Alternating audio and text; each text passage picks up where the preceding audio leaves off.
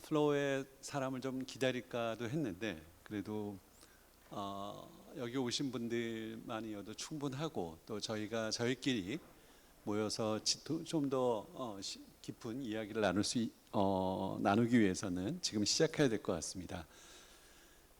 우리 세션이 전남-광주-지역특별위원회, 전남-광주 통합특별시 출범과 지역의 미래라는 제목으로 열리게 됐습니다. 먼저 그 발제자 두 분을 소개해드리고 토론자를 소개해드리겠습니다. 첫 번째 발제자는 우리 전남연구원의 김대성 박사님이십니다. 예, 전남 광주 통합특별시의 주요 과제였고요. 두 번째 발제자는 모건대 권선필 교수님이십니다.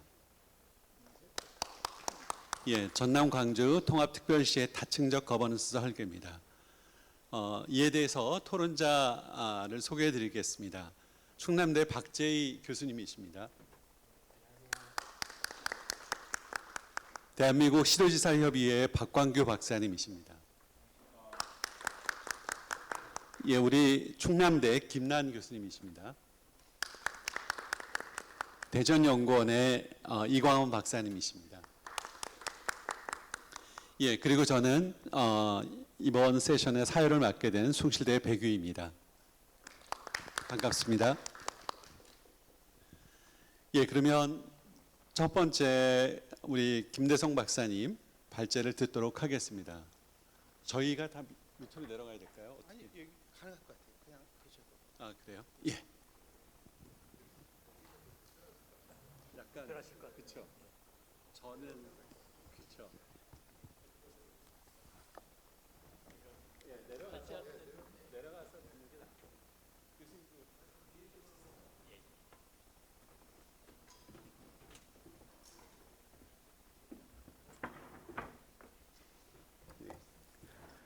네, 방금 소개받은 전남연구원 김대성입니다.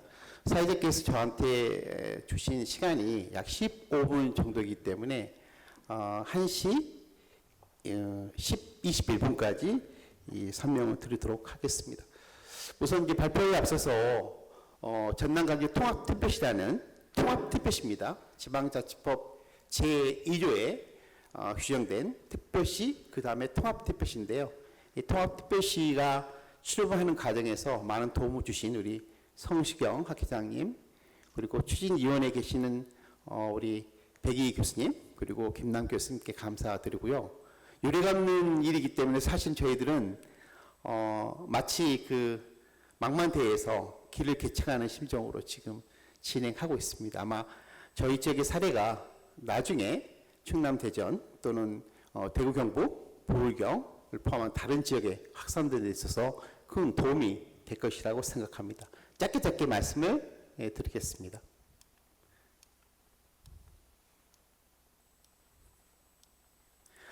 네, 순서는 지금 현재 7월 1일, 그러니까 다음 주죠? 출범을 앞두고 있기 때문에 지금 무엇을 준비하고 있는지, 그리고 이제 준비하는 데 있어서 우리가 갖고 있는 기본적인 사고의 틀, 그리고 만약 7월 1일 이후에 출범했을 때 뭘 해야 될 것인지, 그리고 우리가 꿈꾸는 통합특별시의 상은 무엇인지 등으로 말씀드리겠습니다. 그동안에 1월 2일부터 시작됐던 최근까지의 상황을 간략하게 정리를 했습니다만, 주로 이제 공무원들이 보는 어떤 장의 어떤 이동 경로로 이렇게 정리되어 있는데요. 1월 2일 날 강기정 광주광역시장님, 그리고 전남도 김영록 전남도지사님이 통합 공동선언을 하게 됩니다. 선언 장소는 5.18 망을무지였습니다. 그리고 나서 1월 4일 날, 저 개인적으로는 이제 통합특별 관련 특별법을 지사님한테 보고를 했고요. 1월 7일 날 처음으로 저희들이 정책 토론회를 개최했고요. 1월 9일 날 청와대에서 대통령을 포함해서 각 우리 지역 18명 국회의원들이거든요. 그래서 오찬 간담회 있었습니다. 이를 추진하기 위한 추진협의체가 1월 12일 날 출범을 했고요. 이어서 총리께서 약 20조를 포함해서 4가지의 큰 통합다른 인센티브를 발표했습니다. 이걸 추동할 수 있는 범 시도민 협의회도 구축이 되었습니다. 이후에 이제 조속 추진이다, 충분하게 시도민의 의견을 반영하지 못했다는 그런 지적이 있어서 시군구의 공청회를 제 생각에 한 100번 정도 했던 거로 기억하고요. 또 당연히 시, 도의회의 의견을 청취하는 그런 과정을 거쳤습니다. 이제 제가 주로 관여했던 특별법이 있는데 특별법이 이제 3월 1일 날 제정이 됐고요. 공표는 3월 5일 날 됐습니다. 물론 저희들이 1월 15일 날 국회에서 공청회를 가졌고요. 1월 30일 날 발의가 됐고 이후에 2월 동안에는 이제 행안위에서 국회 행안위에서 법사위에서 또 법사위원회에서 한 달 정도의 시간이 있다가 이제 3월 2일 날 통과되었습니다. 이제 출범을 위한 시도 실무 준비단이 구축이 되고요.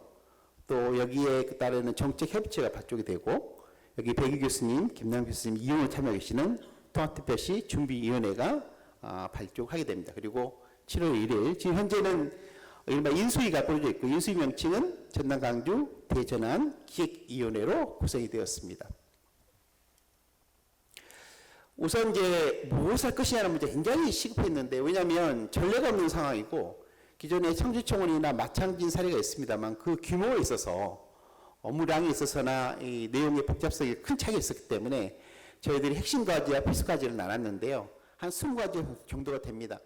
이것은 이제 2월 달에 저희 연구원하고 그리고 대구경북연구원 그리고 부산연구원 충청도의 연구원이 모여가지고 저희들 주메일 하면서 이런 계획을 세웠어요.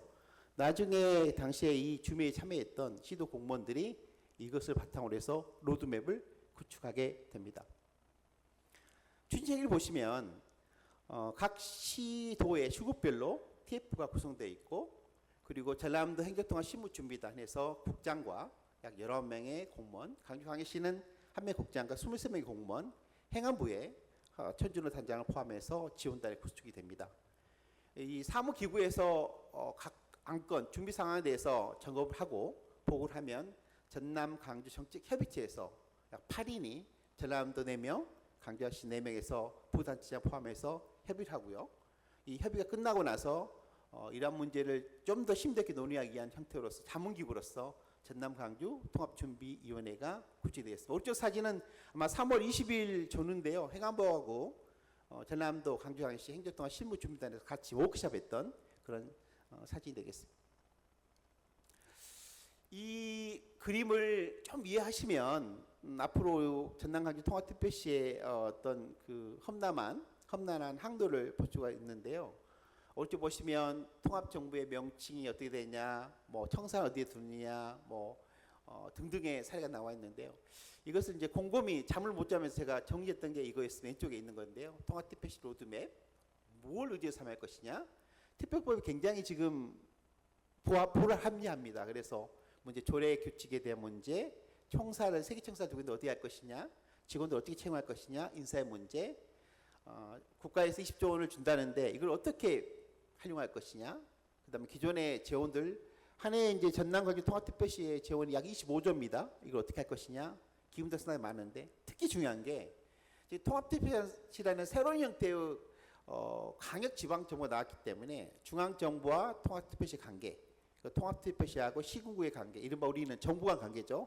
이걸 어떻게 설정할 것이냐. 이게 아마 제가 보는 가장 핵심적인 이슈 중에 하나입니다. 자치구 법적기가 불안정하죠. 1988년도에 자치구 만들어졌지만 여전히 불안합니다. 폐지하자, 준자치구 하자, 동서남북 갖고 있는 명칭의 문제, 두 가지 형태의 지방 수밖에 없습니다. 경계 여전히 싸우고 있습니다. 시군에 비해서 대표성도 많이 떨어지는 선거구 문제가 있습니다. 지방의회도 마찬가지죠. 사실 강주와 전남하고 있어서의 지방의회 의원이 대표하는 그 시도민 수가 다르기 때문에 여기 따른 헌법위원회 소지가 있는 부분이 있고요.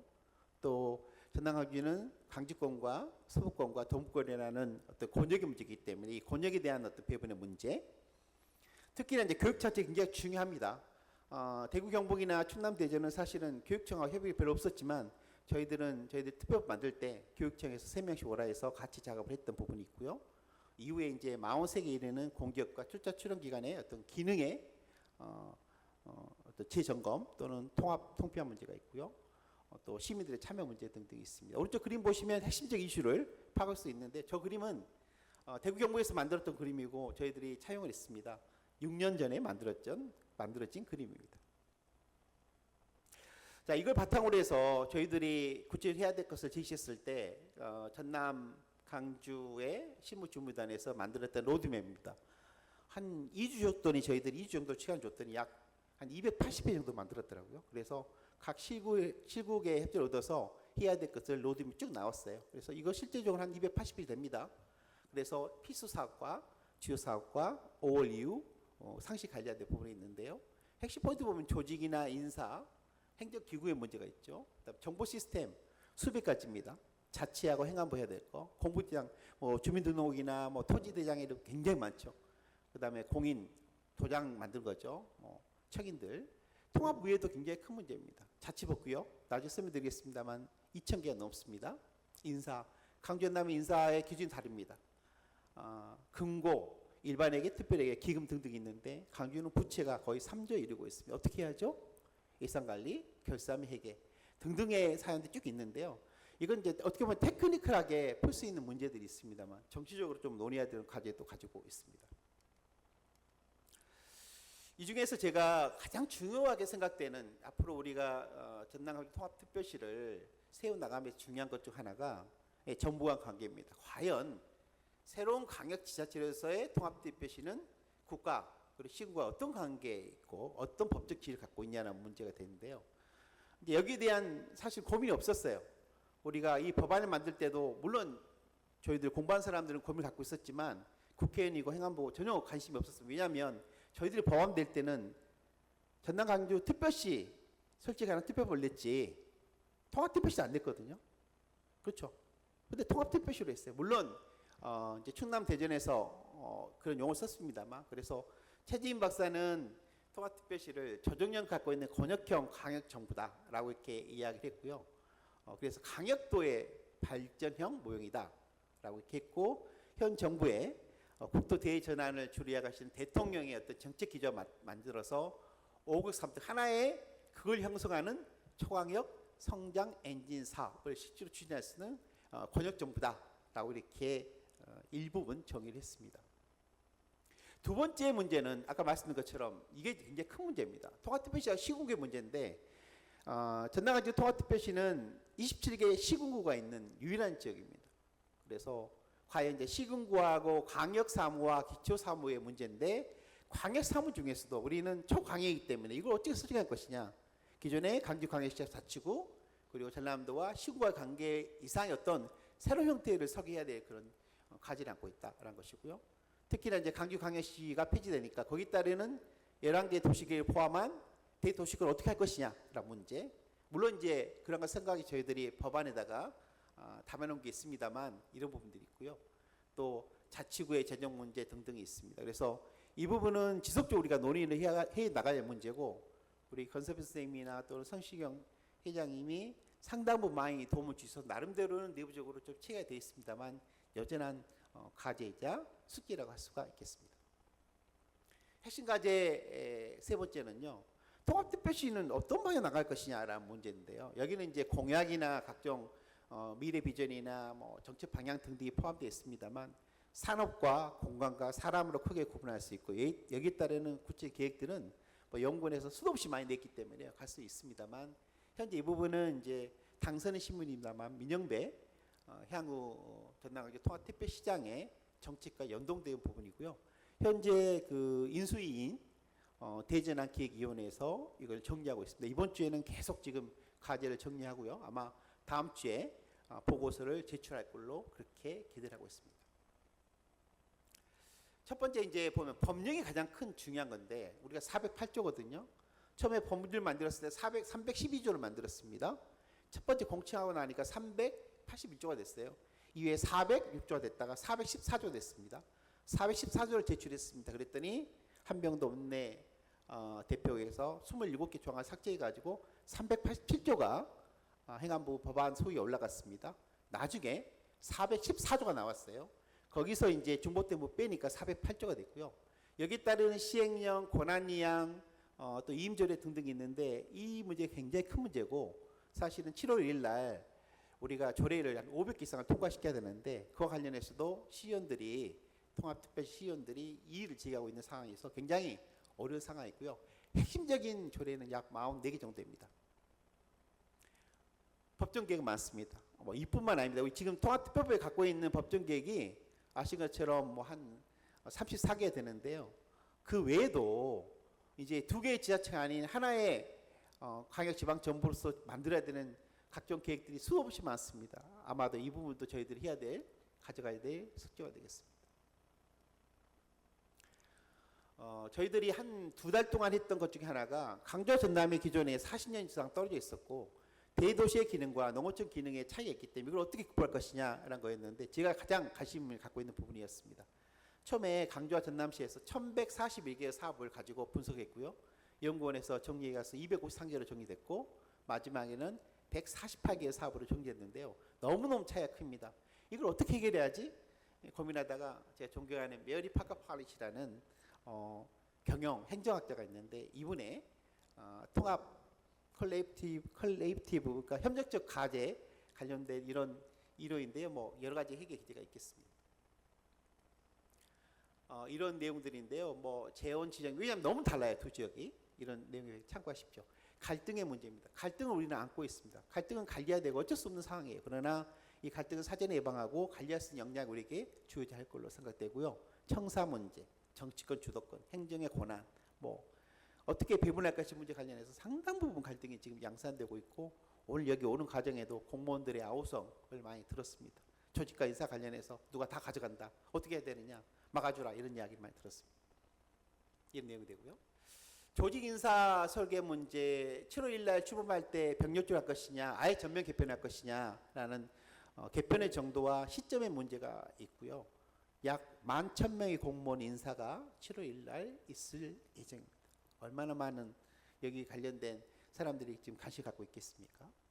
그리고 공기업 출연 기간도 중복된 기능이 13개가 있고요. 뭐 중복된다 해서 저희 연구도 포함되어 있습니다. 뭐 그걸 통폐한 것은 아닙니다. 그리고 이제 아신 것처럼 이원의 민간위탁 지방공기업 출자 출연기 한 해 예산이 1조 4천억입니다. 그리고 민간 기관에다가 저희들이 주는 보조금이 1조 4천억입니다. 그 다음에 민간 위탁 사무도 한 500억 정도, 한 1,000억 정도 됩니다. 있는데요. 중요한 건 이제 마지막 한 2분 내로 마치겠습니다. 보면 한경 교수님이 했던 걸 그냥 갖다가 썼는데요. 통합특별시, 특별시가 아닌 전남의 통합특별시는 기존에 이제 현재 우리 헌법상에 가지고 있는 자치단체이지만 총학자치정부로의 도약이 필요한다.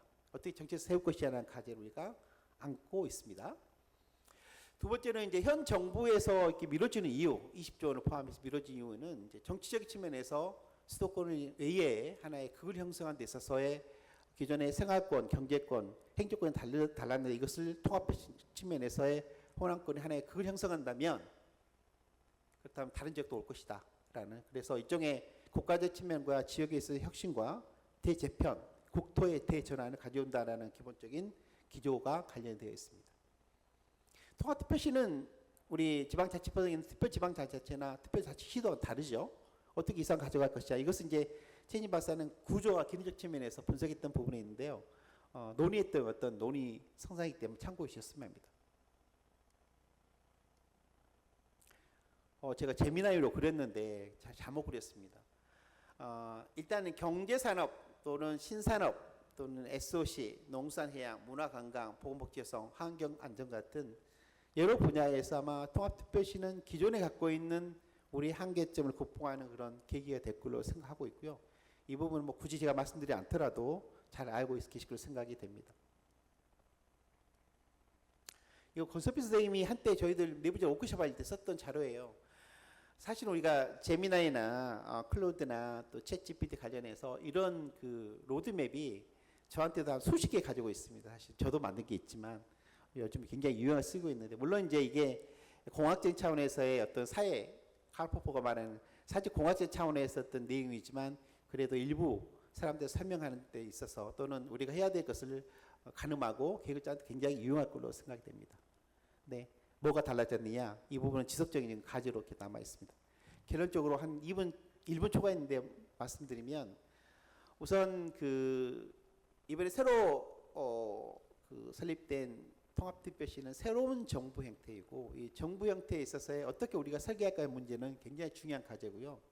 이 부분이 국가적으로나 또는 지역적으로 굉장히 중요하도가 되지 않을까 싶습니다. 전남 강주가 잘해서 여기 계시는 이제 충청도도 와 있습니다. 대구 경북, 충남 그리고 대전 그리고 불경이 함께 가면서 우리나라의 대전환을 했으면 하는 게 개인적인 바람이고요. 보다 구체적인 내용은 또 토론하는 시간에 제 의견을 말씀드리도록 하겠습니다. 예, 고맙습니다.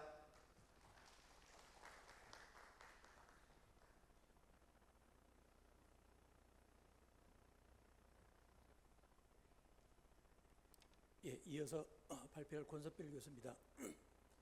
개인적으로는 우리 행정학회에 행정학을 공부한 사람들한테 이 행정통합은 엄청난 기회라고 생각합니다. 엄청난 실험이 진행되고 있는데 그에 비하면은 행정학회에서의 논의가 너무 낮은 수준에서 진행되고 있다 그런 생각을 많이 합니다. 이론이 없다, 철학이 없다. 행정에서 하는 걸 어떻게 뒷받침할 거냐 이런 고민들이 너무 많다라는 생각을 개인적으로 하게 됐습니다. 이 일 자체가 제가 대전 충남에서 행정통합에 대해서 지역에서 정치인들이나 주민들하고 얘기하면서 오히려 가장 취약한 부분이 이거거든요. 어떤 담론을 펼칠 건가라고 하는 부분이 가장 취약했다는 생각을 들었습니다. 지금 이 자료는 광주 전남에서 처음 초기에 이제 잠깐 이야기할 기회가 있어서 그림을 전체적으로 이 일을 어떻게 봐야 될 건가라고 하는 것에 대한 행정학의 큰 그림을 한번 정리를 해봤습니다. 첫 번째 가장 이제 누구나 다 얘기하는 부분이 뭐냐면 구조적 과부하라는 겁니다. 이 일 자체가 통합의 문제가 아까 김대성 박사님 말씀하신 것처럼 너무 일이 많은 거예요. 할 일은 너무 많고 할 수 있는 사람이나 정리할 수 있는 방법이 없기 때문에 그래서 그에 비하면 크게 해야 될 일은 너무 또 대단히 많은데 예를 들면 참여의 문제라든가 시민적인 논의 그리고 미래에 대한 것들이 들어가야 되는데 미래 얘기는 거의 사실 다뤄지지 못하고 있거든요. 이걸 어떻게 다룰 건가라고 하는 것이 이제 큰 이 문제가 붕괴가 될 수 있는 위험성에 포함된다고 생각합니다. 또 다른 쪽에서는 지역 내에서도 마찬가지죠. 이건 외부적으로 본다 하더라도 그렇지만 지역 내에서도 다 통합되는 지역이 내부적으로도 쪼개져 있습니다. 이 쪼개져 있는 권력 구조 자체를 어떻게 네트워크를 통합할 건가라고 하는 이 두 가지 가지를 같이 해결해야 되는 것이 과제인데 이걸 어떻게 풀어갈 건가라고 하는 구체적인 문제가 되겠습니다. 기본적으로는 이 두 가지 이론적으로 얘기하면 앞에 하나는 우리 행정에서 주로 그동안 경험해온 걸 가지고 문제를 푸는 방식, 행정 중심으로 푸는 거. 다른 쪽에서는 정치를 중심으로 푸는 방식입니다. 조직력론이라고 하는 거는. 그래서 이 두 가지가 주된 이야기인데 사실은 이 두 가지가 다 우리가 정치행정이원론처럼 병립해야 되고 맞물려 들어가야 되는 거라는 거죠. 그럼 이게 어떻게 맞물려 들어갈 건가라고 하는 그림이 어떻게 나올 건가.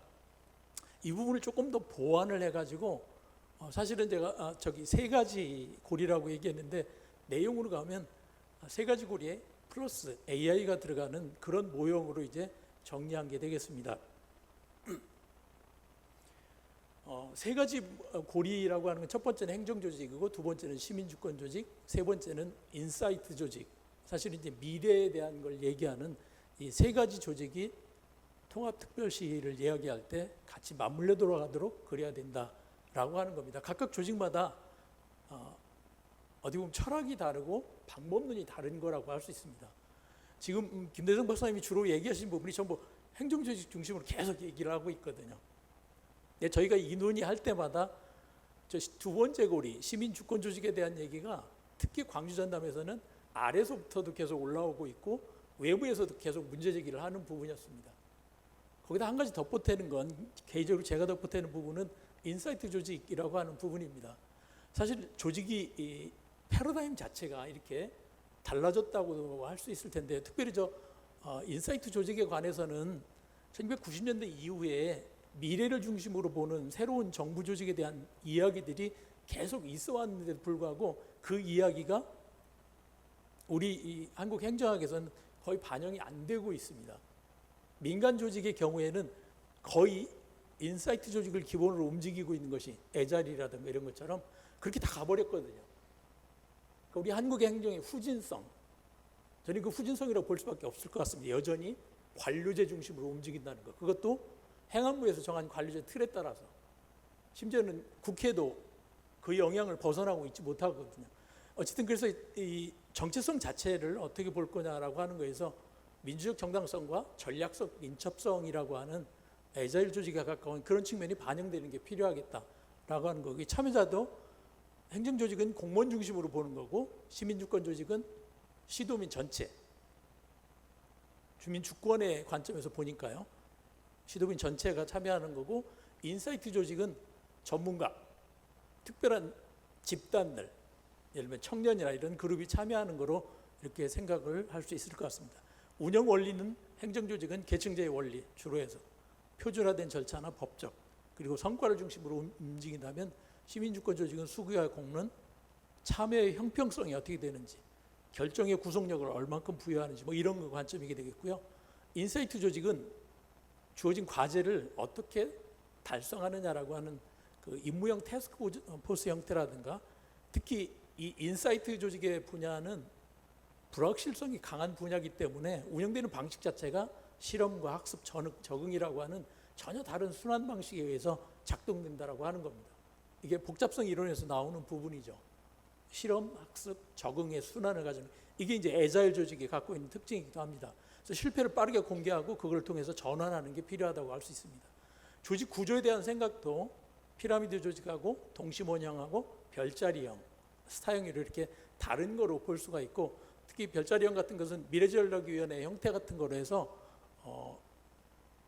팀 조직의 형태 구성되는 것이 또 한시적으로 TOP 네트워크 형태로 구성돼서 진행되는 것이 특징이라고 할 수 있습니다. 이 세 가지 통합 조직이 결국은 통합 시장을 중심으로 묶여야 된다, 연결될 수밖에 없을 거다. 이제 그렇게 이제 구상하는 게 이 제가 제안하는 쇄골이 모형의 조직의 그림이 되겠습니다. 첫 번째 이제 행정 조직의 경우에는 특히 이제 구체적으로 제안한 것 중에 하나는 이 행정 조직을 시장 밑에 4개 권역에 부시장제를 두는 걸 통해 가지고 행정 조직을 구상을 하는 거고, 이 4개의 부시장 아래로 특징, 각 지역의 특성을 반영할 수 있는 그런 행정 조직을 구상하면 좋겠다. 그래서 여기에 있는 핵심 운영 원칙은 안정을 최우선으로 하고 적극 행정을 보호해주는 방식으로 해서 문제를 해결할 수 있도록 하고, 권역별 책임 행정, 그리고 성과 측정 기준은 민원 처리 속도라든가 서비스 연속성, 응답 시간, 혁신의 크기가 아니라 안정성으로 평가하는 조직의 형태를 가져가는 것이 이제 행정조직의 어떤 밑그림이 되지 않을까 이렇게 생각을 했고요. 두 번째 조직은 시민주권 조직입니다. 아까 말씀드린 것처럼 이제 동심원적 조직인데 제일 바깥에 있는 전체 시민 중에서 실제 참여하는 시민, 그리고 수기하는 시민, 자치시민, 권한을 갖고 있는 시민의 순서로 이 들어오는 그림을 그려보자라고 하는 겁니다. 어떤 그 방법이나 절차나 제도를 통해서 전체 시민 중에서 참여하게 하고, 참여하는 시민 중에서 더 깊이 논의하고 수기하도록 하고, 수기하는 일부 중에 결정 권한까지 주는 방식으로 디자인해보자라고 하는 게 시민주권 조직의 그림입니다. 여기서는 결정의 구속력을 어떻게 부여할 건가, 참여의 형평성을 어떻게 보장할 건가, 오프라인 참여도 보장하는 것이 중요한 게 됐다. 지역 특성이라든가 연령 특성 뭐 이런 걸 반영해서 특히 이 도 단위, 전남도 같은 경우는 저는 이슈가 이제 중요한 거가 되니까요. 시민 자치 역량을 어떻게 기를 건가라고 하는 부분이 이 시민주권 조직과 관련된 어떤 하나의 그림이 될 것 같습니다. 세 번째가 인사이트 조직인데요. 이건 별자리형이라고 말씀드렸는데 여러 개의 여기 별자리라는 건 하늘에 떠 있는 별과 같은 뜻입니다. 이게 다 흩어져 있지만은 관점에 따라서 연결되는 것이 보이는 게 될 것 같고요. 미래에 우리가 예상해서 벌어질 다양한 일들, 그것들에 대해서 TFT를 두고 그 TFT가 일시적으로 반짝였다가 사라지고 반짝였다가 사라지고 뭐 이런 식의 상상력을 가지고 생각해 본 게 되겠습니다. 그래서 앞에 말씀드렸던 것처럼 핵심 운영 원칙이 임무형 조직이고, 실험과 학습과 순환이라고 하는 것이 중요한 방식이다라는 겁니다. 실험을 통해서 탐색을 해보고 그 탐색 결과를 빨리 학습한 거 가지고 어떻게 피드백할 건가라고 하는 부분이 아주 중요한 게 될 거고요. 실험과 학습 순환을 제한한 게 바로 복잡한 영역에 있어서는 저 방식이 될 수밖에 없고, 새로 하는 주요한 정책들, 특히 AI와 관련된 거라든가 기타 지금 특별시에서 광주 전남 특별시에서 새로 시도하려고 하는 주요한 사업들은 저런 방식으로 진행하는 게 필요하겠다라고 생각합니다. 개방적 네트워크가 중요할 거고 실패의 공개 원칙이라고 하는 것이 반드시 여기에는 포함되어야 되는 것이 좋겠다. 여기에 이제 한 가지 디지털 트윈 정책 같은 것을 둬가지고 실험 학습 순환을 조금 더 가속화시키고 안전하게 할 수 있는 것도 포함될 수 있을 것 같습니다. 결국 이 세 가지가 시장을 중심으로 맞물려 돌아가는 구조를 설계하는 것이 필요하겠다라는 것이 이제 전체적인 연결의 그림이 되겠습니다. 한쪽에서는 보고 지시 체계, 행정적인 거에 대해서는요. 그 다음에 권고 응답 체계, 그리고 자문 채택 체계와 같은 다른 방식의 체계들이 맞물려서 돌아가는 게 되겠고, 이것이 구체적으로 시장 아래에 있는 조직으로 반영되면 더 좋겠다. 그런 제안까지 이제 포함을 시켜서 말씀을 드리고 있습니다. 시장 밑에 총괄 조정팀, 시민소통팀, 아까 시민주권 조직이요, 미래전략팀, 인사이트와 관련된 거, 성과관리팀, 행정 쪽을 통제하는 이런 식으로 시장 중심의 조직들을 이 세 개의 고리가 연결해서 돌아가는 그런 조직 구성도 이제 아이디어를 제안을 할 수 있겠습니다.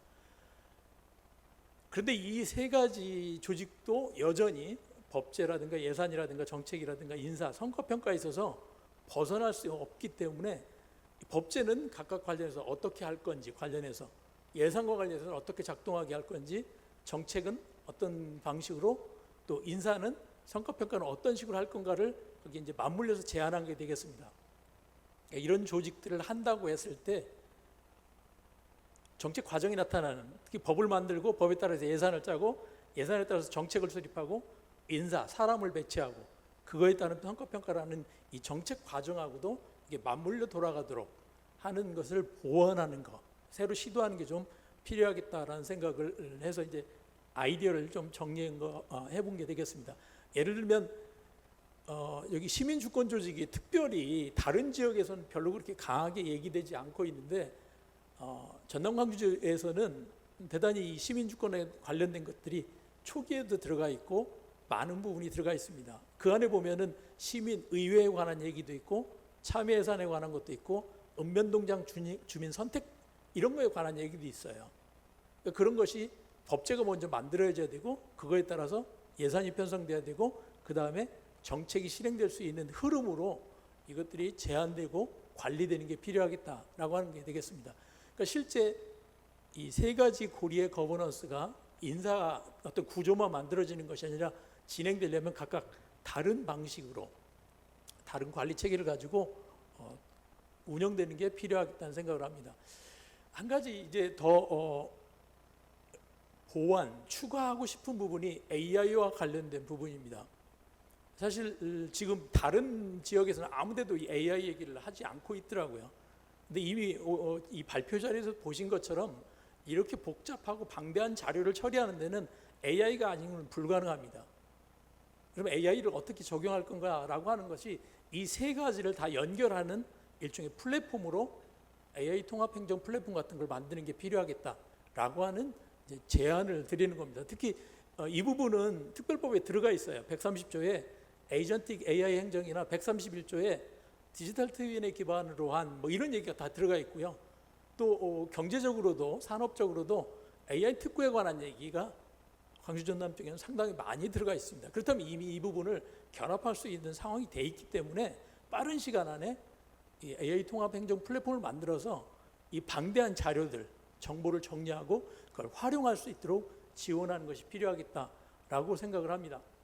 그래서 이 부분은 저는 이제 소버린 AI보다 더 기초적이고 더 중요한 로컬 AI 주권이 아니라 AI의 지방성을 강조하는, 지역 특성을 강조하는 새로운 접근과 실험을 전남 광주에서 충분히 할 수 있을 거다. 그리고 하지 않으면 이걸 성공하기 힘들다. 그런 생각을 하고 있습니다. 여기 몇 가지 관련해서 이제 아이디어 차원에서 제안을 행정조직의 경우에는 에이전틱 AI나 디지털 트윈, 특히 디지털 트윈을 만들어 놓으면 100억 이상의 사업은 무조건 이걸 통해서 영향 분석을 해라. 그 결과를 가지고 얘기해 보자. 이렇게 할 수가 있을 겁니다. 대규모 사업에 대해서 지금 현재 하고 있는 검증보다 훨씬 더 효과적인 게 가능할 거고요. 광역 교통망에 대한 것도 마찬가지고 접근성에 대한 것, 또 예산 배분의 형평성이나 이런 거에 대해서도 AI 기반으로 하면 훨씬 더 효과적으로 통제도 가능하고 사전에 검증도 가능한 부분이 이미 테스트를 해봐서 확인이 되고 있습니다. 그래서 이런 부분이 보완돼야 될 것 같고, 시민주권 조직에 있어서 AI 시민 참여의 경우에도 제가 지금 작년부터 지역에서 하던 타운홀 미팅이라든가 주민자치회에 AI를 접목해서 하는 실험을 하고 있는데 충분히 가능합니다. 그리고 엄청난 그 질적 결과에 있어서 질적 만족도, 성과를 높일 수 있는 게 검증이 되고 있어서 시민주권 조직과 AI를 결합하는 것도 필요하고요. 인사이트 조직은 뭐 말할 것도 없죠. 저게 AI를 활용한 기본이니까요. 그래서 이런 부분에서 AI를 연결하는 것 자체가 이 세 개의 고리를 연결하는 것들을 가능하게 해주는 중요한 방법이라고 생각이 됩니다. 이런 식으로 이제 그림을 그려볼 수 있겠죠. 세 가지 다른 AI 시스템 자체가 사실은 연결돼서 이것이 통합특별시 자체를 움직이는 데이터 엔진 자체의 역할을 할 수 있도록 그렇게 하는 것이 필요하지 않을까, 이런 제안을 해봅니다. 단계별로 이 부분 이제 같이 아이디어로 생각을 했던 부분인데 26년, 27년, 27년, 28년, 29년, 30년까지 이런 순서로 진행을 해보면 좋겠다, 이런 아이디어까지 이제 아이디어로 제안을 해봤습니다. 말씀드렸던 것처럼 행정통합이라고 하는 사실 역사상 생각해 볼 수 없을 정도의 엄청난 규모의 우리의 새로운 시도, 실험을 하고 있는데 그에 비하면 우리의 상상력이라든가 이거에 대한 대응은 너무 취약하다라는 생각을 여전히 하고 있습니다. 이 부분에 대해서 그동안 우리 학계에서 논의했던 것 이상으로 새로운 접근이나 방법들이 필요한 것 같고, 이론적인 논의, 상상력을 반영해서 또는 다른 영역에서 이미 진행되고 있는 다른 부분에 지금 말씀드렸던 AI와 관련된 부분도 이미 유럽의 많은 도시들에서는 상당 부분 실험을 하고 있고 진행이 되고 있더라고요. 이미 진행되고 있는 사례인데 소개도 안 돼 있고 우리는 활용도 안 돼 있거든요. 그런 부분에 대해서 우리 행정학 학계 전반에서도 다시 한번 좀 고민이 필요한 그런 내용이라고 생각해서 간략히 말씀드렸습니다. 예, 감사합니다.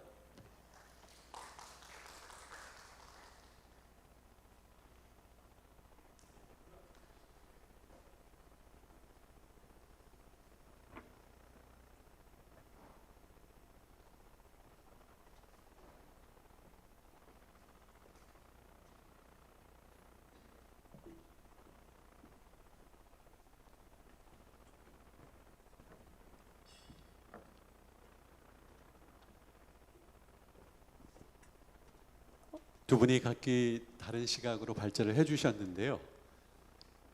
굉장히 흥미로웠습니다. 이에 대해서 먼저 우리 박재희 교수님께서 토론을 해주시겠습니다.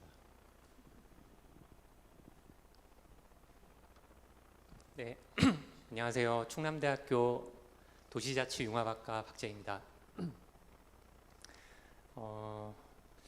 두 분 발표 잘 들었습니다. 저는 이제 개인적으로 김대성 박사님, 권선필 교수님 다 잘 알고 여러 가지로 제가 이렇게 모범으로 저는 이제 생각을 하고 항상 배우고 있는, 어떻게 보면 후학이라고 할 수가 있겠는데요. 특히 권선필 교수님께서는 대전 충청권에서 여러 가지로 제가 생각할 때는 좀 어떻게 보면 사상가, 이론가의 입장에서 주민자치나 지방행정, 그 재난관리 측면에서도 저는 또 권선필 교수님의 그 마을도 방문을 해서 여러 가지 행정학을 삶의 현장에서 체득하고 계시는 분이시다라는 생각을 많이 가졌었는데, 또 이제 충청권을 넘어서 광주 전담까지 가셔서 이런 또 이론가, 사상가로서의 또 새 고리로서의 그 행정학에서 우리가 고려해야 할 것들을 이렇게 딱 짚어주신 점들이 여러 가지로 배울 점이 많다는 생각을 가졌습니다. 그리고 김대성 박사님께서도 그 예전부터 특히 그 행정 철학과 관련돼서 이렇게 논의를 주로 많이 하셨거든요. 그래서 그런 논의 이론적인 기반 위에 우리가 전남 광주 통합 특별시를 어떻게 추진해 나가야 할지에 대한 과제에 대해서 설명을 해주셔서 후학으로서 잘 들었습니다. 제가 생각하는 거는 크게 이제 세 가지 정도로 말씀을 드리고 싶습니다. 첫 번째는 그 아이덴티티와 관련된 건데요. 저는 이제 요 아이덴티티를 좀 다르게 생각을 합니다. 그 정체성이라고 할 때 앞에 그 김대성 박사님께서 말씀 주신 그 정체성도 있지만 제도로서 가지는 정체성도 있지만 사실은 주민의 시각에서 바라보는 아이덴티티가 있을 수가 있거든요. 주민 관점에서. 그래서 우리가 크게는 대한민국 국민으로서의 아이덴티티가 있고 또 그 안에 만약에 이제 전남 광주 통합특별시가 출범을 한다면 전남 광주 통합특별 시민으로서의 아이덴티티가 있을 것 같아요. 그리고 기존의 출범 전에 광주나 전남에 있을 때 전남 도민으로서의 아이덴티티, 또 광주광역 시민으로서의 아이덴티티가 있을 것 같은데 그게 과연 통합특별시라는 아이덴티티를 그 통합특별 시민으로서 얼마나 그 본인들의 정체성으로 가지어 나갈지가 저는 좀 궁금합니다. 그 점이 좀 다를 것 같거든요. 그 전남의 어떤 그 마을에 있는 주민으로서의 아이덴티티와 광주광역 시민으로서의 아이덴티티가 통합특별시가 출범하고 나서의 정체성이 좀 다를 것 같다는 생각을 갖게 되었습니다. 그리고 이제 두 번째는 그 통합특별시와 특별지방자치단체와 특별자치시도를 이렇게 구분을 해서 개념상의 차이에 대해서 말씀을 주셨는데요. 저는 그 다층적 거버넌스 차원에서는 이게 구분이 돼야 되고 상호 배타적인 것이 아니라 통합특별시와 특별지방자치단체 같이 가져갈 수 있을 것 같아요. 그래서 광주 전남 통합특별시 하면서 특별지방자치단체 할 수 있는 거죠. 그렇게 되면 이제 멀티 레벨 거버넌스가 그 안에서 이제 가동이 되는 건데 통합특별시라는 거버넌스 안에서 특자체도 가능하고 또 특별자치시 혹은 타 광역시도 간에 이제 특자체도 가능하다는 거기 때문에 논의를 꼭 우리가 뭐 이걸 딱 이렇게 구분을 해서 하는 것보다는 우리가 그 다층 수준에서의 거버넌스를 어떻게 가져갈 수 있을지에 대해서도 행정학계에서 좀 논의가 이루어졌으면 하는 바람을 가지고 있습니다. 그리고 세 번째는 제가 이제 지역대학에 있기도 하지만 그 지역대학 졸업생과 지역산업이 가지고 있는 연계 그걸 어떻게 선순환에 가져갈지에 대해서 광주 전남 통합특별시가 좀 고민을 했으면 합니다. 그래서 이제 그게 결국 5극 3특의 성장 모델하고도 이제 관련이 되는 거거든요. 그래서 전남 광주 혹은 광주 전남이 지역 산업과 지역대학의 졸업생을 어떻게 연계시켜 나갈지에 대한 것. 그리고 이제 마지막으로는 광주 전남 사례가 앞에 권선필 교수님께서도 말씀을 주셨지만 이게 하나의 준실험 사례가 될 수가 있어요. 저희가 좀 욕심을 부리자면 출범 전에 좀 서베이를 한번 해서 출범 이후에 뭐 6개월 후나 1년 후에 서베이를 해서 우리가 전과 후에 좀 관계를 좀 전후 비교를 좀 해봤으면 하는 그 연구자로서의 좀 욕심이 듭니다. 그래서 그런 걸 하게 되면 우리가 그 프리 테스트, 포스트 테스트를 통해서 한번 그 변화상을 우리가 좀 확인해 볼 수 있지 않을까라는 생각도 그 두 분 선생님 말씀을 들으면서 좀 생각을 가져보았습니다. 제가 이제 다음 세션에서는 충남, 대전 충남 통합 세션에서 또 발표를 하게 되는데요. 오늘 그 광주 전남에서 논의된 것들이 또 충청권에서 여러 가지 좀 생산적인 논의가 될 수 있도록 저도 노력하도록 하겠습니다. 네, 감사합니다.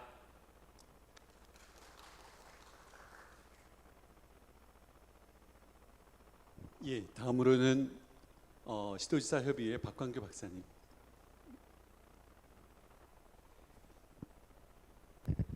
안녕하십니까. 네, 시도지사 협의회에서 정책연구센터 역할을 하고 있는 박광규라고 합니다. 반갑습니다. 또 오늘 김대성 박사님과 권선필 교수님 발제 매우 흥미롭고 재미있게 잘 들었습니다. 감사드리고요. 이게 토론을 하려면 막 정리가 돼가지고 깔끔하게 설명을 드려야 되는데 그냥 몇 가지만 한번 저도 뭐 다른 분도 있으니까 간단히 저도 한 3가지쯤으로 말씀드릴 수 있을 것 같다고 생각하는데요. 먼저 권선필 교수님 발제를 보고 일단 가장 큰 틀에서 볼 수 있는 게 이제 이 거버넌스 문제인데, 권선필 교수님이 일단 통합특별시 차원에서 이제 쇄골이를 보셨거든요. 근데 이 통합특별시가 이제 출범을 준비하고 있는 단계, 그리고 지난 뭐 1년도 아닌 시간 동안 빠르게 진행되어 온 과정 속에서 이 거버넌스의 또 대한민국의 오랜 역사 속에서 보이는 이 중앙정부를 빼놓고 얘기를 할 수는 없다라는 거죠. 그래서 이 3가지 고리가 제대로 움직이려면 중앙정부가 가지고 있는 역할들, 권한들을 좀 어느 정도는 내려놔야 된다라는 거거든요. 처음에 시작했던 것이 이 통합특별시가 기존의 광역 시도와는 다른 차원의 권한과 역할을 할 수, 기능을 갖고 역할을 할 수 있는 걸 이제 만들어내는 걸로 시작을 했던 거였잖아요. 근데 그게 아직 이제 벌써 출범을 이제 일주일 남았네요. 일주일 남은 상황인데 없다는 거죠. 그러니까 그 예를 들면 최대 5조 원, 4년간 20조 원, 아직 방법이 안 나와 있고, 그 다음에 이제 어떤 권한들을 줄까 할 때 조항이 뭐 380조라고 하지만 정말로 거기에 쓸만한 특례라든가 권한이 있느냐, 그게 뭐냐라고 물으면 솔직히 이겁니다라고 답할 수 있는 분이 저는 없다고 생각을 합니다. 그냥 이거를 그냥 해야 되나 말아야 되나 있는 것 같다는 생각뿐이에요. 또 이렇게 조례로 이임을 했지만 결국은 또 옆으로 다시 중앙정부가 견제하는, 통제하는, 관여하는 그런 장치들을 다 달아나고 있어가지고 이 거버넌스 안에 이제 새롭게 중앙정부의 역할이 반드시 있어야 된다. 그걸 이제 향후 과제로 놓고 있는데 그건 반드시 짚어야 되지 않냐라는 생각이고요. 그리고 이제 그 중에 이제 가장 특별한 게 이제 권선필 교수님한테 이제 질문 겸 말씀드리는 건데, 이 통합을 했을 때 이제 단체장을 이제 더 기존에 2명씩 있던 걸 4명을 인정했잖아요. 그러고 이거 이 부단체장, 부시장의 숫자는 서울시보다 많은, 서울 경기보다 많은 숫자예요. 근데 이제 저는 이 부시장들의 역할과 기능이 어떻게 정립돼야 되는가를 고민을 해봤을 때 권선필 교수님 발제문을 보면 이걸 지역별 부시장으로 읽혀요. 그런데 만약에 이 조직을, 이 관할 영역을 지역으로 해버리면, 지금 통합의 이유가 지역 간의 갈등과 경쟁을 통해서 나타나는 비효율성을 해결하기 위한 건데, 부단체장을 권역을 중심으로 권역 책임자로 지정을 해버리면 이 통합의 의미가 별로 살지 않을 것 같다는 우려가 있거든요. 그거를 한번 좀 짚어봤으면 좋겠고, 또 하나는 이제 통합 전략 조정실, 이제 과연 이 광역 정부에서, 광역지방정부에서 대통령실에 버금가는 이런 정책 기능을 가진 비서 참모 조직, 참모 인력을 이제 확충하는 걸 얘기하시는 것 같아요. 저도 그러면 좋긴 하겠습니다. 그런데 과연 이게 행정안전부와 기획재정부가 갖고 있는 기존의 이 규제 안에서 이거는 거의 불가능할 거라는 거죠. 이 아까 처음에 말씀드린 중앙정부가 할 역할, 그런 역할과 연결돼야만 이게 이제 기존의 이 소위 말하면 통합조정실, 비서실의 정책 기능은 결국은 이제 어공이 하게 될 텐데, 이제 이 늘공들과의 이 조율이 과연 그냥 기존의 이 행정조직 첫 번째 이 일고리와 제대로 조율이 될지, 그거 한번 좀 염두에 둬야 되지 않을까 생각이고요.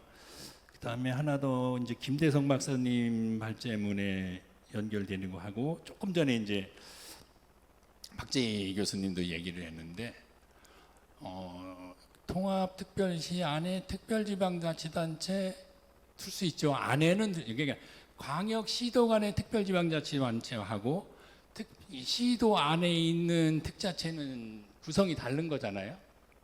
물론 그 시가 들어갈 수는 있기는 한데 결국은 제가 이해하기로는 없어지는 사라지는 광주광역시를 대응할 예를 들면 일종의 도심의 도심을 담당하는 특별지방자치단체를 염두에 두고 있는 것처럼 느껴지기도 하는데 과연 그게 나을까?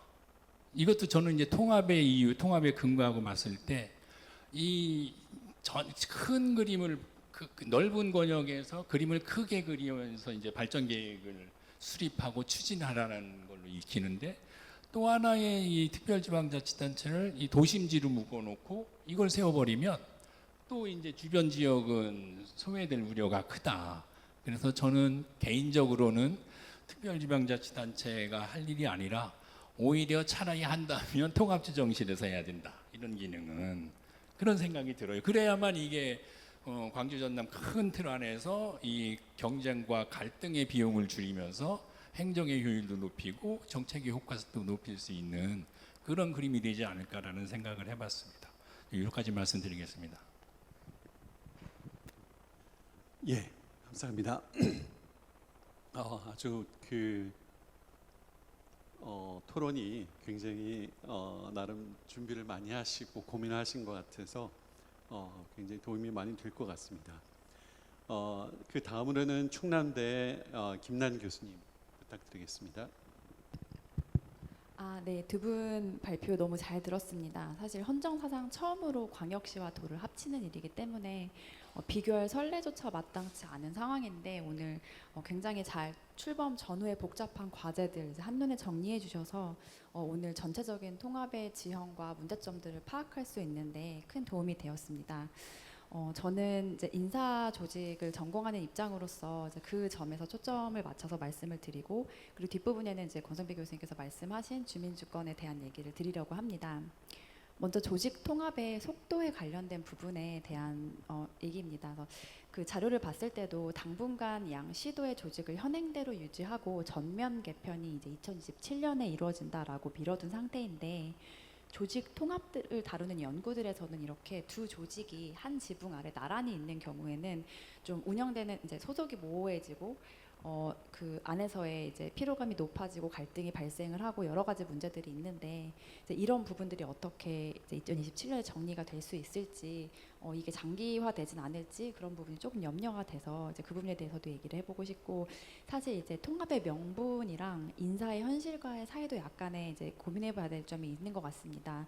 사실 어떻게 보면 통합의 중요한 명분 중에 하나가 어떻게 보면 효율이라고도 볼 수가 있는데 막상 인사 영역을 들어가 보면 그러니까 초과 정원은 줄이지 못하고 자연 감소로 그냥 남겨두는 쪽이고 제도를 통일하는 것도 이제 직원들에게 유리한 쪽으로 맞추어가는 방향인데 사람을 보호하는 점에선 당연히 이제 이해가 가지만 그렇게 가다 보면 인건비가 구조적으로 늘어날 수밖에 없는 상황입니다. 자료에서도 제가 아까 전에 이제 확인을 해봤더니 또 사회복지 종사자의 호봉제 사례에서도 인건비가 한 해에 118%나 늘었다. 그래서 결국에는 3년 동결이다라고 묶여 있는데 이렇게 효율성을 명분으로 하는 통합에서 이제 초과 정원이라든지 아니면 인건비가 구조적으로 팽창하는 문제들을 어떻게 우리가 장기적으로 풀어나가야 될지에 대한 부분도 이야기를 해봐야 될 것 같습니다. 그리고 이 부분은 제가 이제 인수위원회 준비를 해서 위원회로서 참여를 하면서도 논의가 계속 되었던 부분인데요. 이제 세 개의 청사의 분산을 어떻게 둘 것인지 위치를 어떻게 할 것인지에 대한 부분에서 현장에 이제 가까운 주민들이 이용할 수 있는 곳에 가까운 곳에 청사를 두는 게 좋기 때문에 이제 분산을 한다라고 이제 얘기를 했던 부분이 있습니다. 그래서 조직론적으로는 사실 이 세 개 청사의 분산이 조정 비용도 높이고 구심력을 약화시킬 수밖에 없습니다. 근데 이런 부분이 사실 균형 발전이라는 좀 지역적 정치적 요구랑도 맞물려 있기 때문에 이 두 부분의 가치가 좀 충돌하는 상황에서 어느 쪽으로 우리가 무게를 두어야 될지 이게 지속 가능할지 이런 부분도 저희가 한번 같이 논의를 해볼 수 있는 포인트인 것 같습니다. 우리 직제표나 보수 규정 같은 경우에는 사실 마음만 먹으면 한 100일 안에도 제도적으로는 봉합을 할 수가 있습니다. 이제 그런데 이제 그 안에서 여태까지 일을 해왔던 방식도 좀 다를 수가 있고 그 안에 이제 여러 가지 또 아까도 말씀드렸던 갈등 관리가 어떻게 해결될 수 있을지 같은 부분들도 있고 이게 생각지 못한 정말 미처 생각지 못한의 문제점들도 있었던 게 되게 이게 지역적인 얘기지만 되게 얘기하기는 조심스러운데 광주랑 전남이랑 이제 임용되는 그 점수가 좀 차이가 난다라고 하더라고요. 그 차이가 나는 부분에서 이제 같은 학교에서 나중에 이제 그게 통합이 됐을 때 광주에서 고등학교 교사로 임용이 되면 광주 안에서만 학교를 가는데 전남에서 임용이 되면 이제 원하지 않는 곳으로 갈 수 있어서 일부러 광주로 왔는데 지금 통합이 돼서 이 부분에 대해서 굉장히 걱정을 한다라는 얘기들이 있었습니다. 그래서 사실 이제 그 부분에 대해서는 이전에 임용된 사람들은 이제 광주에서만 움직일 수 있도록 하겠다라는 통보가 나왔다고는 하지만 여전히 이제 그 안에서 일하는 사람들이 그렇게 되었을 때의 갈등은 또 존재하지 않을까라는 또 지역적인 문제들도 있을 것 같습니다.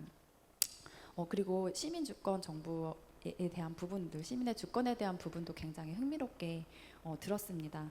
그래서 이렇게 시민주권위원회, 시민주권국 이렇게 여러 가지 기구들이 시민들을 참여하게 할 수 있는 방법 중에 여러 가지 중에 하나들이 시민 참여 예산이라든지 시민 모니터링, 주민 투표 여러 가지 수단이 있기 때문에 우리는 시민들의 의견을 다 이제 들을 수 있다라고 얘기를 하는데 사실 이제 광주와 전남의 주민들이 각각의 어떻게 득실을 파악을 하고 어떻게 의견을 표출을 하고 또 이게 의사결정에 또 어떻게 반영이 되느냐라고 이렇게 하는 부분에서의 문제점들도 많이 있을 것 같습니다.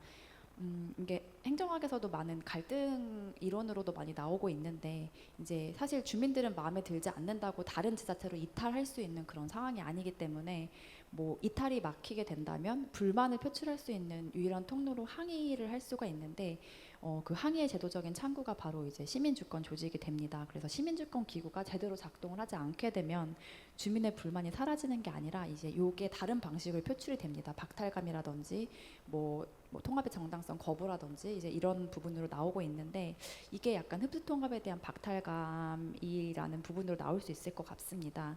그리고 좀 저희가 유의 깊게 계속 봐야 될 부분이 참여의 역량에 대한 비대칭적인 문제에 있습니다. 자료에서도 나와 있지만 사실 광주에 있는 주민자치의 전환은 이미 끝났고 전남은 사실 전체 한 300여 개 중에 읍명동에 있는 한 108개 정도로 해서 한 30여 % 정도에 그친 걸로 알고 있습니다. 그래서 같은 시민주권 제도라는 이런 인프라 이런 시민주권 안에서도 사실 이렇게 참여할 수 있는 부분이 이렇게 비대칭이 발생한다는 겁니다. 그래서 광주는 이미 촘촘하게 주민자치 인프라 위에서 작동을 하고 전남 지역이 농어촌이라는 약간 이런 좀 빈 땅에서 시작을 하게 된다면 제도가 동일하다고 하더라도 참여할 수 있는 역량이 다르다면 결국 좀 도시의 목소리가 독점을 하게 되지 않느냐라고 하는 염려들도 좀 존재를 하고 있고 또 시민주권의 수단이 이제 디지털 플랫폼이 중심이 되게 되면 또 그 전남에 있는 농어촌 지역에 있는 고령화된 주민들이 구조적으로 배제될 수밖에 없는 환경은 어떻게 해결을 할 수 있느냐라고 해서 형식적인 평등이 어떻게 보면 실질적인 불평등을 낳는 게 아닌가라고 하는 그런 의문들도 제시가 되고 있습니다. 그래서 이 부분들이 사실 어떻게 보면 수기 민주주의랑 집계 민주주의 사이에서의 충돌로 일어날 수가 있을 것 같은데 이제 명칭이나 청사 뭐 이런 사안들이 지금까지 또 그 인수위원회 준비를 해보면 다 투표로 이루어지고 있습니다. 그래서 이루어지고 있는데 사실 주민 투표랑 공론화 이 두 가지는 작동 원리가 좀 다르다고 볼 수가 있습니다. 주민 투표는 뭔가 이제 머릿수로 결정을 하고 또 지역 감정이 걸린 사안이 있으면 뭔가 인구가 많은 쪽의 목소리를 더 듣게 되는 이런 횡포가 있기 때문에 거기에서도 박탈감이 또 올 수가 있다라고 생각을 하는데 그렇다고 또 모든 것을 공론화하고 수기를 하자니 사실 이거에 대한 시간과 비용이 크고 대표성 확보도 어렵고 이제 그런 문제들이 발생을 할 수가 있어서 어떤 사안에 대해서 어떤 방식으로 사용을 할지에 대한 원칙이 없으면 결국에는 정치적으로 좀 편한 방식이 그때그때 선택이 되고 또 절차적 정당성에도 좀 문제가 생길 수 있을 것 같습니다. 그래서 시민 모니터링이나 뭐 참여 예산, 주민 투표 이런 것들이 실제로 권한이 정말 이양이 된 시민 권력의 단계인지 이 부분을 저희가 생각을 해봐야 될 것 같습니다. 아니면 뭐 정보 제공, 자문 정도에 지치는 명목적 참여가 될 것인지 이 두 가지의 분류가 확실히 어떤 부분인지를 생각을 해봐야 될 것 같고, 이름이 주권이라고 되어 있는데 실제로는 의견을 듣기만 하고 결정 권한은 없다라고 느껴진다면 어떻게 보면 이제 그 안에서의 또 괴리가 오히려 불신을 키울 수도 있는 상황이 될 그런 염려가 돼서 저희가 미리 논의를 해봐야 되지 않을까라는 생각이 들었습니다. 다시 한번 오늘 좋은 발표 너무 감사드리고, 제가 이렇게 드렸던 질문들은 발표에 이제 있어서 이제 앞으로 선례 없는 이 통합이 잘 안착하기 바라는 마음에서 좀 함께 고민하고 싶은 지점들을 말씀드렸습니다. 감사합니다. 예, 감사합니다. 이제 마지막으로 대전연구원의 이광환 박사님 부탁드리겠습니다. 네, 안녕하세요. 대전연구원의 이광원입니다. 그 2024년도 11월 달에 그 행안부에서는 이제 그 행정체제 개편의 선진화 방안에 대한 그 연구를 시작을 이제 해 왔는데요. 그때 이제 논의됐던 게 하나는 이제 광역연합이었고 하나는 행정통합이었습니다. 다시 말해서 광역연합과 행정통합은 어쩌면 같지만 완전히 다른 개념이기 때문에 지금 대전 충남 행정통합이 사실은 이제 모범적으로 이제 먼저 될 줄 알았지만 결국에는 이제 광주 전남이 이제 됐지 않습니까? 저희가 이제 먼저 말씀드리기 전에 저희가 이제 처음 대전 충남 행정통합에 대한 논의가 25년도 1월부터 이제 12월까지 이제 쭉 있어 왔던 중에 사실은 이런 학술 대회에서도 이런 얘기를 잘 못했어요. 거기에 대한 어떠한 이론적인 이야기거나 그리고 이런 교수님들께서도 이런 쪽 행정통합에 대해서는 전혀 관심이 없었다가 그때는 이제 저희가 이제 대전연구원과 이제 충남연구원 이제 박사 4명이서 이제 고민을 했었는데 이제 지금 이제 오히려 지금 현 시점에서는 굉장히 이제 그 모든 학회에서나 교수님들 차원에서 이 논의가 활발하게 이루어졌습니다. 그런 부분에서는 이제 광주 전남 김대성 박사님께서는 굉장히 좀 어깨가 무거우시겠지만 한편으로는 저희는 좀 부럽기도 하고 한편으로는 잘 됐다 오히려 뭐 그런 생각도 좀 듭니다. 굉장히 어려운 이제 과제들을 수행해 나가야 될 거라서 그런 생각이 좀 들었습니다. 다시 처음으로 돌아오자면 저희가 이제 논의했었던 거는 이제 광역연합이랑 이제 행정통합에 대해서 논의가 있었고요. 이제 25년도 12월 달에 이제 대통령께서 이제 행정통합에 대해서 이제 적극 이제 찬성하시는 바람에 이제 그 행정체제 개편에 대한 초점이 광역연합에서 이제 그 행정통합으로 왔다가 이번 5월 달에 다시 이제 1주년 때 대통령께서 본인의 임기 동안에는 행정통합은 쉽지 않겠다라고 말씀하시는 바람에 다시 또 행정체제 개편에 대한 논의가 행정통합에서 광역연합으로 이동하게 됐습니다. 이제 그런 와중에 이제 그 전남 광주가 이제 특별시 출범을 앞두고 있는 상황에서 지금 여기저기 지금 전문가들의 자문을 많이 듣고 있는 중에 행정통합과 광역연합이 지금 섞여 있는 상황에서 이걸 어떻게 가져가야 될 건가에 대한 논의를 하고 계시는 것 같습니다. 근데 뭐 제 생각으로는 어쨌든 처음에 출범 당시에는 행정통합 말 그대로 행정통합 법안에 따라서 특별시를 구축을 하고 그 이후에 광역연합에 대한 그 논의를 하는 것이 맞지 이걸 어떻게 동시에 다 가져갈 거냐를 했다가는 쉽지는 않을 거라는 생각이 듭니다.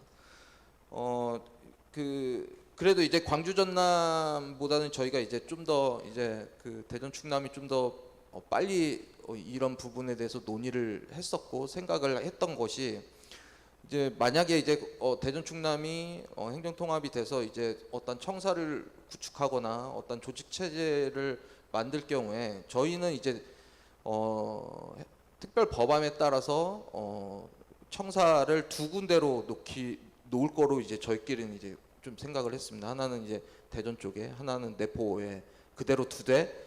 거기에 대한 기능이 대전은 이제 대도시권에 관련된 어떤 사무들을 그리고 충남은 농산 어촌 제조업과 관련된 사무들을 그쪽에 놓는 걸로 이렇게 구성을 했습니다. 그래서 이러한 부분에 있어서 아마 지금 많은 고민을 하시겠지만 이 조직 체계에 대한 권한을 어떤 걸 가지고 와야 될 것인가. 사실은 특별 법안에서 이게 강행 규정으로 되어 있다면 실국을 만드는 데 있어서 굉장히 수월하겠지만 임의 규정으로 되어 있다 보니까 실국을 만들었음에도 불구하고 이것이 제대로 그런 사무들이 이제 이양 받았음에도 불구하고 잘 이제 중앙부처로 어떤 권한이 잘 안 넘어왔을 경우에 이 실국이 유명무실해질 수 있기 때문에 이런 그 법안을 한번 정비를 해보시는 것도 중요할 것 같고요. 그런 법안에 따라서 실국과 그 다음에 어떤 권한을 어떻게 가져갈 것인지, 그리고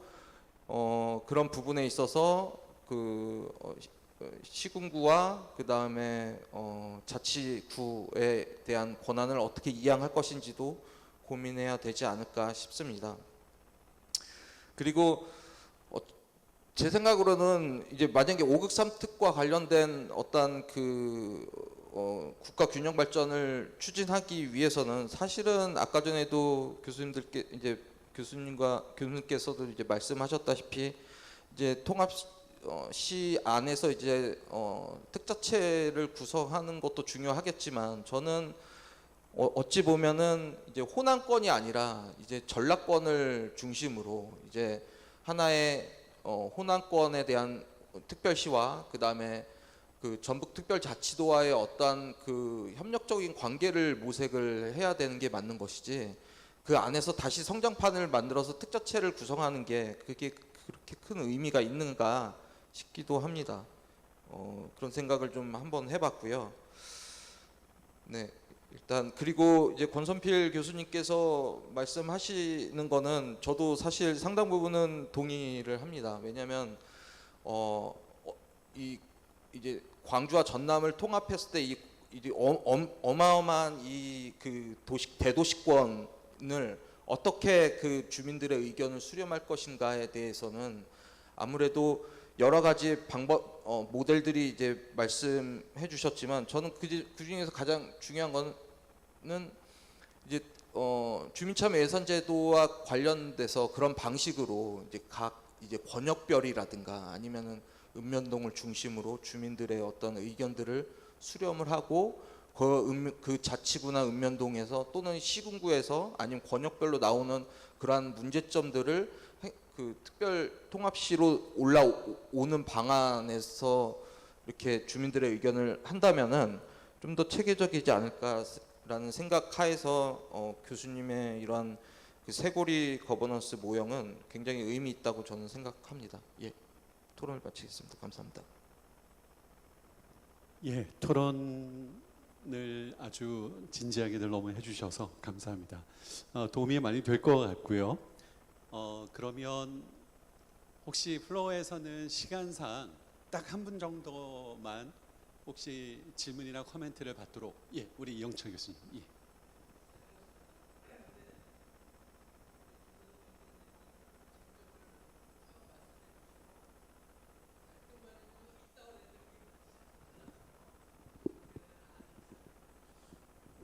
그다음에 이제 쟁점 중에 중요한 게 결국은 특별시와 시군 자치구와의 새로운 관계. 시군이 지나치게 자치의 중심이 되어 있는데 특별시에서도 그렇게 되는 게 맞는 것인가 하는 문제가, 우리가 왜 통합했느냐 하는 아까 박광규 센터장님의 말씀하고 연결되는 건데, 거기에 대한 게 굉장히 중요한데 그런 문제가 있을 것 같고요. 전반적으로 이게 국가 차원에서 분권에서 5국이 중심되는 거는 맞지만 5국 내에서도 똑같은 분권 권한 이양이 있는 게 바람직한 건가? 그럼 다시 왜 우리 통합했는가라는 문제가 생겨요. 아까 우리 박광 교수님 말씀 주신 것이고, 그 다음에 이제 세계의 고리를 말씀하셨는데, 세계 이제 고리를 뭐 제가 그림 가지고 트집 잡는 건 아니고 뭐 세 가지 다 중요한 건데 결국은 A, B, C 중에 어떤 게 더 중요한 것인가라는 문제가 분명히 있는데, 이게 그림상에는 평면으로 돼 있어서 이게 상하로 입체적으로 그려져야 된다라는 생각이고, 그다음에 전라남도에서 그 우리 특별시에서는 주민 주권을 굉장히 강조하는 사람들이 있어요. 제가 그 자치 옹호론자, 자치 근본주의자라고 얘기하는 사람들이 있는데, 자치 근본주의자를 계속 강조해버리면 이거 뭐 보충성의 원리를 넘어서서 자치 근본주의가 돼버리면 통합할 이유가 없어요. 물론 이제 이 목소리를 듣기 위한 AI를 활용한 뭐 지금의 여러 가지 소통 수단을 이용한 그 인풋은 있어야 되겠지만, 그 인풋과 시장과의 관계, 통합시와의 관계에 대한 고민이 없으면, 이게 고리를 세게 그럴듯해 보이지만 답은 아닌데, 시장이 결정점인데 결정점에서 세 개가 고리든 톱니바퀴든 제대로 돌아갈까에 대한 고민이 좀 있어야 되지 않을까, 이상입니다. 예.